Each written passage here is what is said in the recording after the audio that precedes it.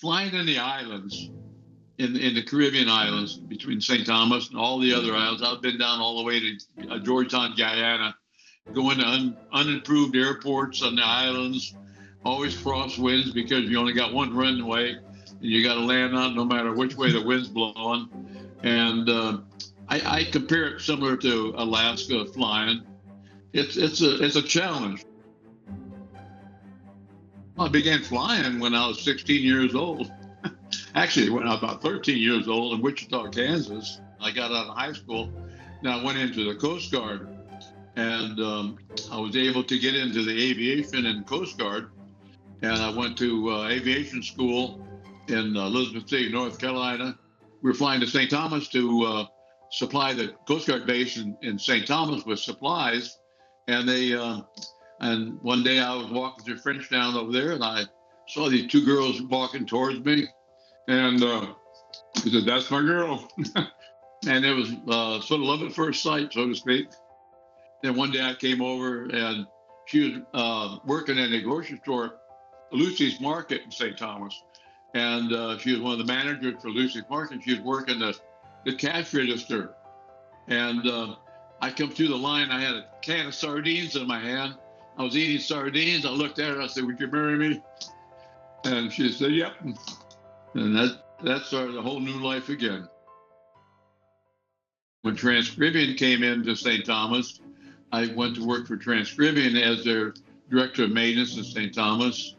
And then we merged with American Airlines, and I worked for American Airlines for about a year after that.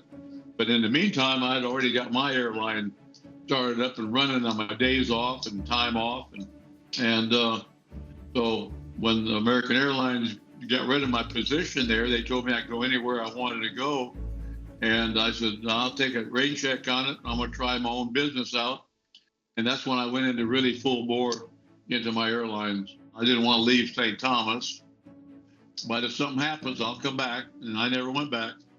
And my wife, she was nonstop. She wrote all the manuals for the airline. She was a liaison for the French government, FAA, U.S. Customs, ports authorities, the British government, and you name it. But she was nonstop. She was an unbelievable paperwork person. We started out with the St. Bart's thing, and then we started flying to San Juan, Puerto Rico, and then we went to Virgin Gorda in the Virgin Islands and the British Virgin Islands, and then went to Culebra, Puerto Rico. I went to Vieques, Puerto Rico, and actually at one time I went to St. Martin for a while. Went to St. Martin, and for a while I was flying to St. Croix on those schedules, but they didn't pan out real well. So my main schedule was Virgin Gorda, San Juan, Culebra, and Fajardo, Puerto Rico, and St. Bart's. And it was a long process to get everything going, but we did it. And actually 35 years, a little over 34 years total flying down there before I became 65 years old.